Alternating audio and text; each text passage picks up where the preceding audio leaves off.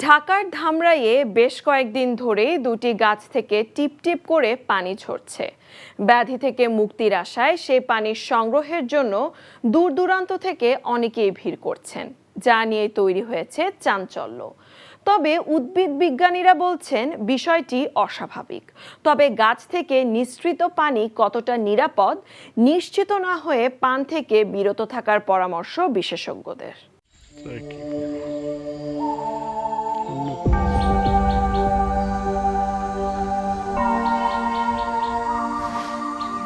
কুশুরা ইউনিয়নের বোচাইবাড়ি খালপাড় ঘেঁষে পাশাপাশি দাঁড়ানো দুটো পিটালি গাছ। অঞ্চল ভেদে মোড্ডা, লাটিম, লাড্ডু, মেরাগোটা, গোটা গামার সহ নানা নামে পরিচিত এই গাছ। তবে প্রচণ্ড তাপদাহ আর রুক্ষ প্রকৃতিতে কেবলমাত্র এই দুটি গাছ থেকেই অনবরত পানি ঝরার বিষয়টি অলৌকিক দাবি করে শুরু হয়েছে এই গাছের পানি সংগ্রহ নিয়ে নানান ধরনের তৎপরতা।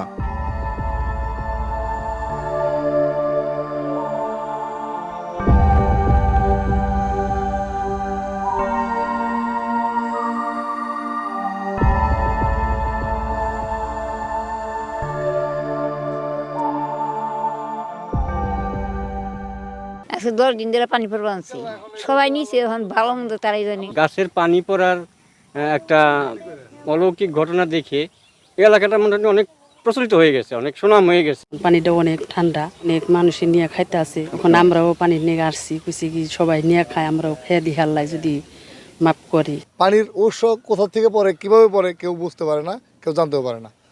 তো এটা দেখার জন্য আমার মতো হাজার হাজার মানুষ প্রত্যেক দিন এখানে ভিড় করতেছে। বিশেষজ্ঞরা সম্ভাব্য কারণ হিসেবে বলছেন, ভাস্কুলার সিস্টেমে প্রতিবন্ধকতার কারণে গাছে ক্ষত তৈরি হওয়ায় সেখান থেকে পানি ঝরতে পারে।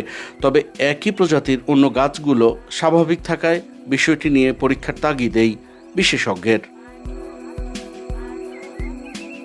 এই গাছ থেকে কেন বের হচ্ছে, এটার অ্যাকচুয়াল কারণটা কি, এটা এক্স্যাক্টলি বলাটা একটু মুশকিল। সেক্ষেত্রে আমি মনে করি একটা গবেষণা বা একটা স্টাডি হওয়া দরকার আছে।